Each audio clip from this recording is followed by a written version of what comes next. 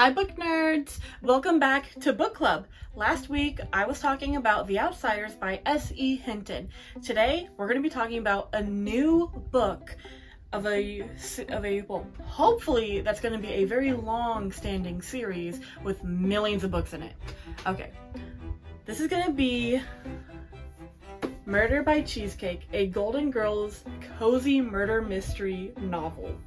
And this is the first book of the series. It's by Rachel Ekstrom Courage. Yes, I said that correctly. And look how cute this is! Murder by Cheesecake. It's such a cute book. Like, it literally just, it has the girls up here, and it has, I love the design of it. Like, the design looks amazing, and it's just so cute and adorable. And honestly, look at my little bookmark. Look at this bookmark that I have to go with it. Like, I just already had this, and then I got this. Like, it's a match made in heaven, like, seriously. And now this bookmark is going to forever live inside of this book. And it matches, it fits. Look at, like, I love this so much. I'm sorry, I'm getting distracted. Let's talk about the summary. And of course we have a back of the book blurb, and I love it when books have a back of the book blurb. I love it when they have, like, the actual summary, the actual blurb about the book. It makes me happy. But of course the world doesn't revolve around me, unfortunately. But okay, the Golden Girls like you've never seen them before. Things are heating up, and it's not just one of Blanche's hot flashes. With Rose hosting her cousin's wedding in Miami, if she can't pull off the traditional St. Olaf wedding customs, her hometown may never accept her cousin back again. Wanting a witty conversationalist for the sure-to-be strange event, Dorothy tries this newfangled VHS dating service she's heard all about. Unfortunately, what appeared to be the ideal man on tape turns out to be a jerk in real life. Seto enjoy the wedding in the company of Sophia, Blanche, and whoever Blanche targets with her feminine wiles. Dorothy pitches in to help the increasingly frantic Rose plan the events despite tensions between the two wedding families and certain St. Olafians' mistrust of the big city. The opening tea is going perfectly, not a herring out of place. That is, until Dorothy's date is found dead-face planted in an otherwise scrumptious-looking cheesecake. With every guest a suspect and a marriage on the line, it's up to the Golden Girls to sleuth out the real killer and ensure love, humor, and friendship win the day. So, let's get into the characters. So, our main characters are obviously going to be the girls. We have Dorothy, we have Rose, we have Blanche, and we have Sophia. I really have enjoyed this book, and it just makes me want to rewatch the whole entire series of Golden Girls. But we also have a couple of unique side characters. So, of course, the whole plot is around Rose's cousin, Nettie. She's getting married to Jason. And then we also have some of Rose's other cousins that are coming out of town from St. Olaf. We have, like, one of the elders, cousin Gustav or something. Gustav. I think Gustav is how you're supposed to say it. But then we also have the groom's side of the family. We have the Bryants. And we have Dorothy's date, which his name is Henry, if I'm remembering correctly. He's going to become our victim. Oh god, I shouldn't say it like that. So, Nettie is she's the bride. She's Rose's cousin. Rose basically raised her herself in a very Olafian fashion of, like, oh, her parents ran off to be poodle circus people kind of thing, and she has an inheritance, and if she wants that inheritance that the town's holding on for her, then she has to go through a traditional style St. Olafian wedding, and Rose is willing to do it for her and to make the wedding happen in Miami. And Nettie's even like, I don't want to do all this. I just want to get married to the man that I love, which is Jason. And Jason is from a very, very rich family, and they're kind of the people who, like, once they have, like, a say in something, they're going to take over everything because they have, you know, they have their what's it called? Their image, their reputation. They have their reputation. I couldn't remember it for some reason. So those are some of the side characters. We have like more side characters. Like Jason has like his sister and his brother-in-law, his parents, and that's basically kind of like all you know is like the Bryants, Nettie, Jason, and cousin Gustav, along with the main girls.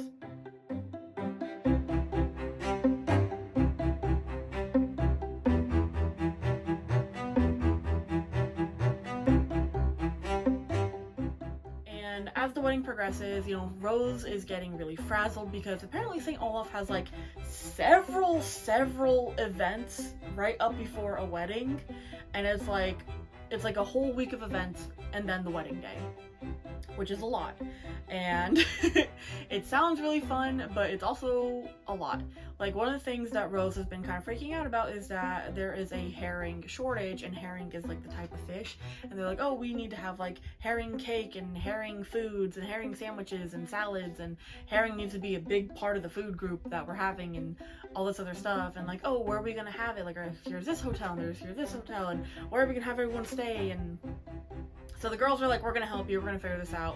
And during all this, Dorothy doesn't want to go to the wedding alone because she knows that she's gonna end up alone because she wants to have someone to actually talk with. And her daughter was telling her about a VHS dating service. And so she decides to give that a chance, and she meets a very lovely gentleman named Henry, and she ends up, you know, calling him, talking with him, and so nice. And she's like, oh, I kind of really like him, like I'm gonna have an actual date with him to see if he'd be interested in going to the wedding with me as my date.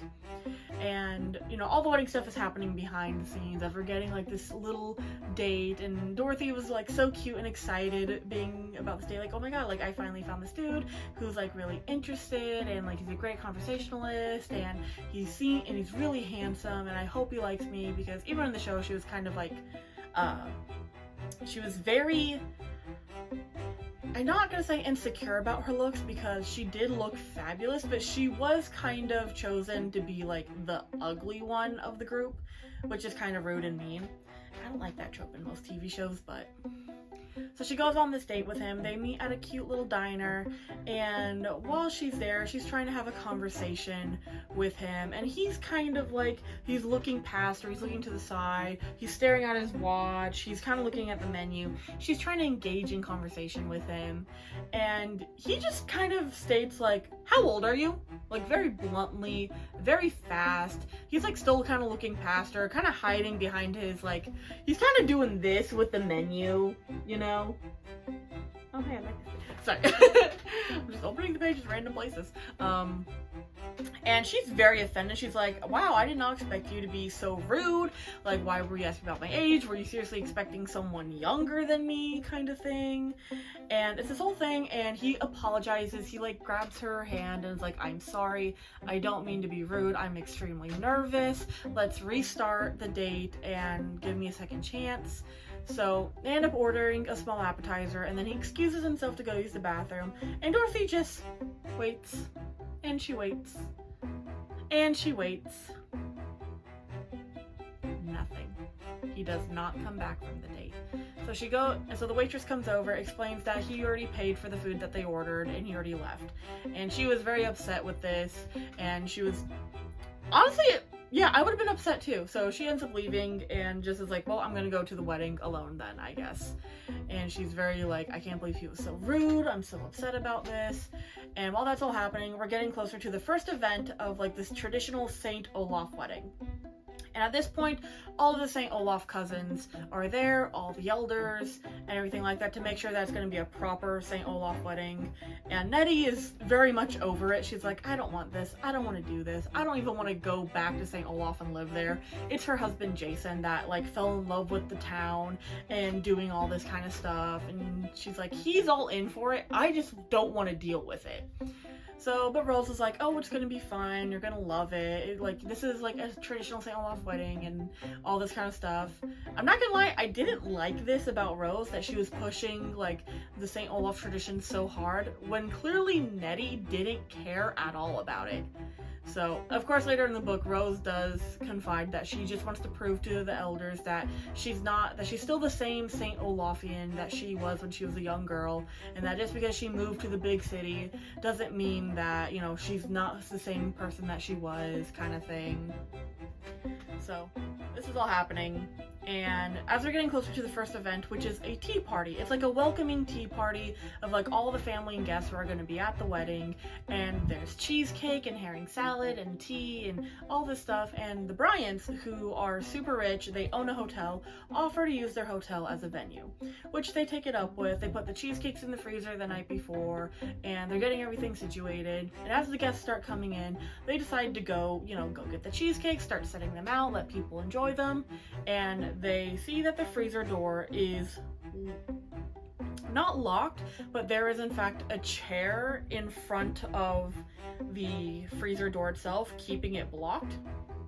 And with all of this, there is in fact like construction around the kitchen as well. Like there's construction happening in the hotel, in the back, by the kitchen, with the freezer door back there and everything. And so they move the door and they open it up, and I don't remember which girl did open up the door, but everyone starts screaming because there's a man face down in a cheesecake, presumably dead.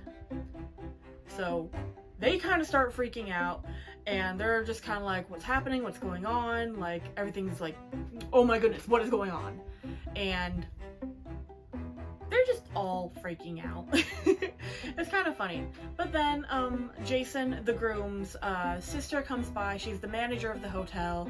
She sees the dead body, and she's like, she immediately goes into like business mode of like, okay, we're not gonna we're not gonna make a scene, we're not gonna tell the guests what happened, we're not gonna do anything, take the cheesecakes and continue on as normal. Which, I watch a lot of murder mysteries, so reading this and just kind of going like, hang on, you can't, like, that's a crime scene, that is now a crime scene, you can't mess with it. Like, yes, the cheesecakes are there for the guests, but you can't just pretend that nothing happened. You have to let the guests know, you have to notify the authorities, you have to, like, you can't just be messing with the crime scene. So they kind of step over him to get to the cheesecakes and continue on the tea party as if nothing happened.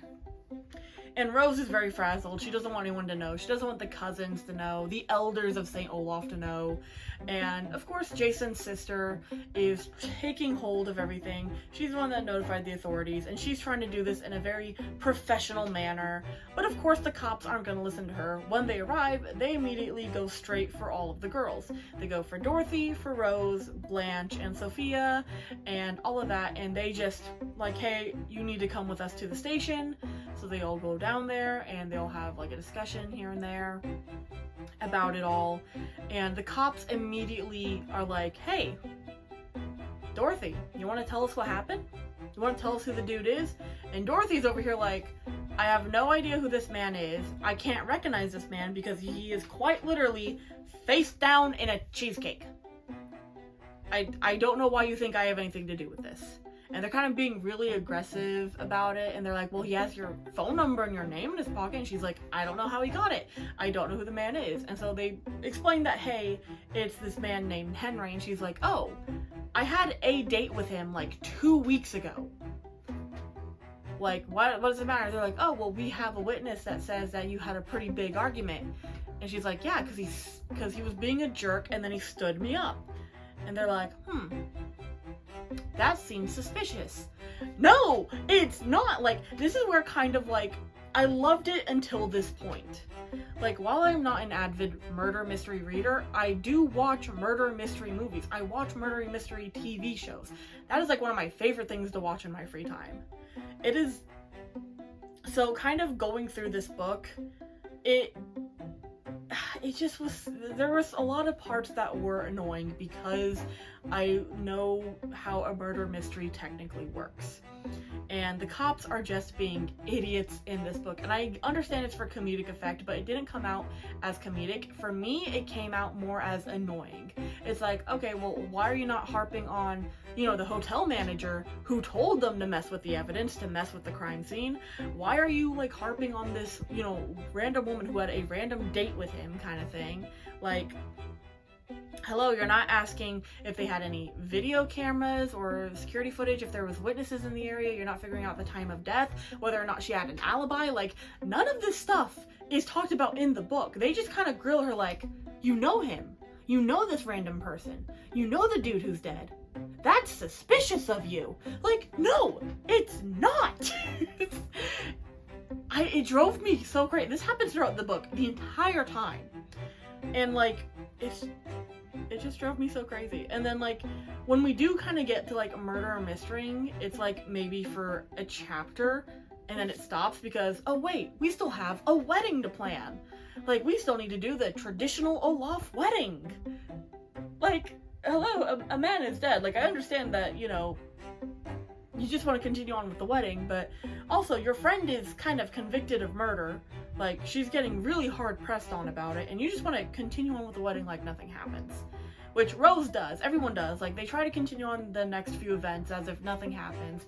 And for the first half of the book, it's nothing but the wedding events, with barely any actual murder, mystery, sleuthing, solving, looking for clues, anything like that. And I know it's all the same thing, but still, it's just the wedding stuff.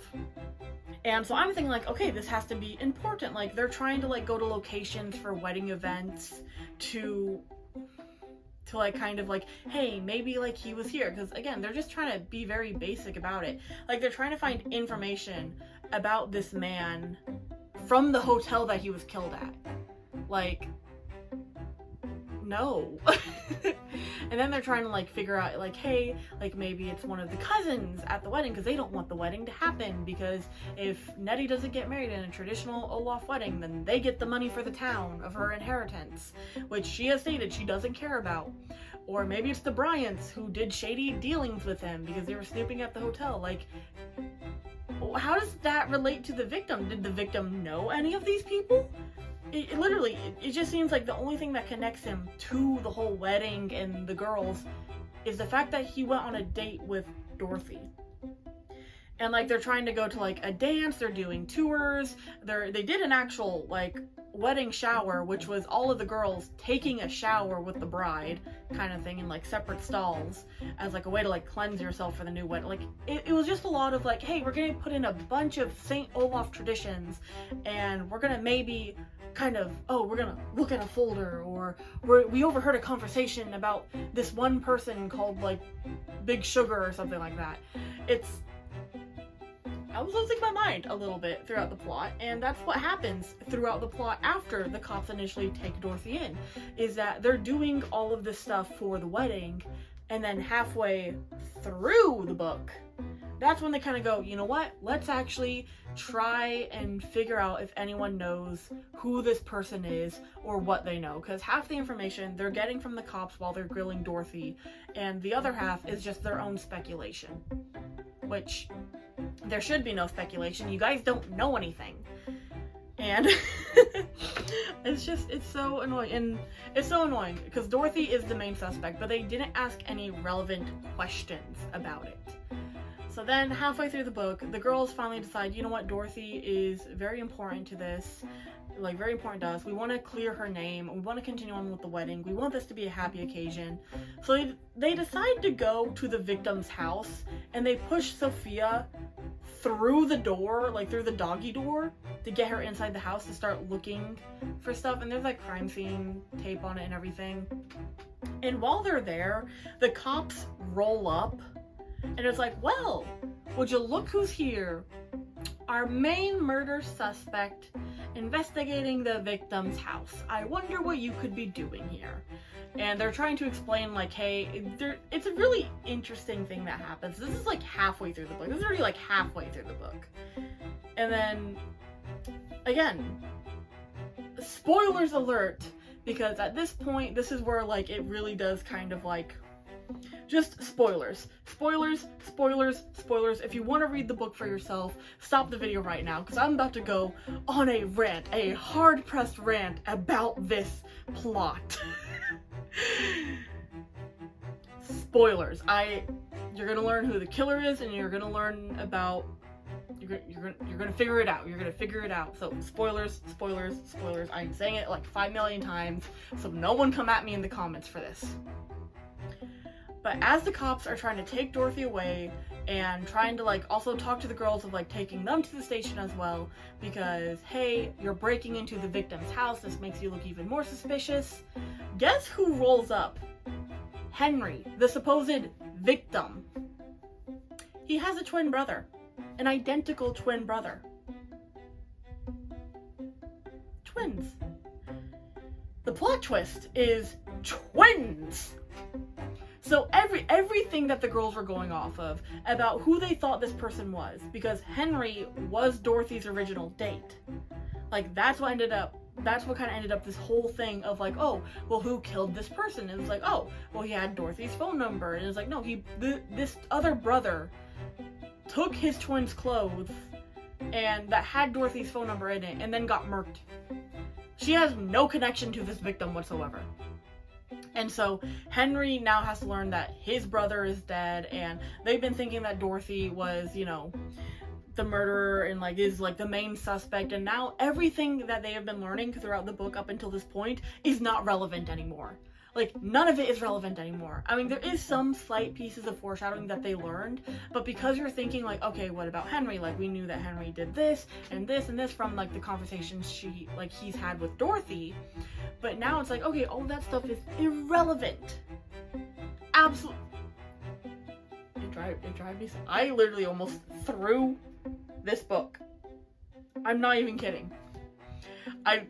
The moment he came up, and I was like, dang it, it's twins, isn't it? I like literally had to close the book, and I was at my desk, or at the desk at my workplace, and I just went, I was like, no, I just threw it, and I like took like a 10 to 15 minute break from it because I was so upset with it, I guess. So we kind of learn about the actual victim, who's not Henry, it's the other twin, and I'm just gonna call him the twin or the victim. So the victim actually is like a really shady dude. He does a bunch of shady dealings, he has a bunch of shady jobs, and he took one job that was kind of not so great, and he told his brother like, hey, let's get the heck out of Dodge kind of thing, like I made a bunch of money, like it's gonna be one last big score, and you just need to go on your boat and meet me at this town in the Bahamas or at this island, and I'll meet you there soon. Which is why he stood up Dorothy, is because he saw his twin brother, like Henry saw his twin brother at the diner, and that's why he started getting so nervous and fidgety, got up, went to go talk to him in the bathroom, they swapped clothes, and then they left. Like, and then Henry went to the Bahamas, and that's where he's been this entire time. He just came back because his brother's not answering his calls, and it's already been like the past days that he said he was going to be there, so he came to look for him. And now he's learned that his brother's dead. And the shady dealing was like cocaine. It was drugs. And while this is all happening, the cops are like, okay, it's probably not Dorothy now. So, but they're like, we're still going to keep an eye on you girls because you're obviously interfering with the law. So, but it's not too bad. So, it goes back into the wedding planning. The wedding's going to happen soon. And there's a giant party on a yacht that's happening. And Jason, the groom's brother-in-law, is kind of over here like, hey, like, I will take you to the yacht, it already left, like, let's go in this little boat. And with the brother-in-law is the groom, the bride, and the 4 girls. And as they're like kind of going through the water, they're in Miami, they're going through the water, it's super dark out, they don't see the yacht or the boat or anywhere, and the brother-in-law stops the boat where he's at, and it's just like, or not stops the boat, he keeps driving the boat through, throws Nettie overboard, and then Jason, the groom, like goes off into the water as well to go get Nettie. And the girls are like, oh my goodness, what the heck is happening? That's when he kind of stops the boat, and that's when he admits that not admits, but it's kind of obvious at this point that he's the killer. Like, the brother-in-law is the killer. And he's just, there's a bunch of little foreshadowing that like builds up to it, but because it's like so little and such very much of like a throwaway comment half the time, it's like not the main thing that you're focusing on. It did kind of feel out of nowhere, but there was foreshadowing that led up to it. And Dorothy, you know, takes charge, and she's a teacher in the show, so she's still like a teacher here. And she uses a nice calming voice that she uses for troubled kids. And it becomes apparent that the brother-in-law is on something. Like, he's a, you know, he's on something. He's on something, which kind of makes sense with the whole, like, you know, the shady dealings, the drugs, all this kind of stuff. And it's just really crazy, because what kind of ends up happening is that all the girls kind of like, because he has a gun and his plan was to like kill them and like drown them kind of thing. And so what's about is that the girls just kind of like forcefully tackle him down, tie him up. They go and like they take the boat and they go and try to like get Nettie and Jason, and the cops get called, and the cops finally apologize to Dorothy for like getting the wrong person, and they give and the cops give the girls like medals of honor or something like that. The wedding happens, everything's fine and wonderful. Like, the cousins were not actually after the money. They were just like, they just wanted to make sure that it was going to be a proper St. Olaf wedding, and that's why they were being a bunch of hard asses. So in the end, it's like happy ending, and it was fine. It was fine. This plot, it plotted. It was driving me crazy, and I really did not like the twist. And I guess it makes sense who the killer was now. Like, if I ever reread this, I'm going to specifically look for like the foreshadowing for it a little bit better, but I'm just not happy with how it was in general. Not in general. I wasn't happy with the murder mystery part. This didn't feel like a murder mystery book. This felt like a Golden Girls episode that had murder mystery themes in it, you know? If that makes sense. Because I know the Golden Girls already did like an episode where they did like a murder mystery dinner party kind of thing that turned into an actual murder mystery. And I know that that's like every like Golden Girls fan's favorite episode for the most part. But this did not even feel like that. This did not feel like that. This just felt like, you know, the murder was a background thing. Like, you know what I mean? Anyway, let's get into my actual, like, I need to like gather my thoughts and then I'll tell you my thoughts. So just give me a second. Okay, I've calmed down a little bit. This book was a fairly easy read. I read this within like 3 days while I was at work for the most part, and it's easy, it's fun, it reads like a Golden Girls episode, and I love it so much for that one specific reason. It feels like I'm watching the show again, and I do love murder mysteries. I love watching murder mysteries, and I'm trying to get used to reading murder mysteries now because I have a bunch of them now. And I figured this was another good way of kind of slowly easing into it. But this was not a murder mystery. I'm sorry. I feel like I watch so many like murder mystery cop shows. Like, I watch a lot of detective shows and I watch a lot of murder mystery movies. Like, it's one of my favorite genres. There was no actual like proper questioning. Like, it still bugs me so much. Like, I know I'm saying like a lot, but I have no way to convey this without sounding like a crazy person. Cause like, I said like again, my goodness. I need to stop.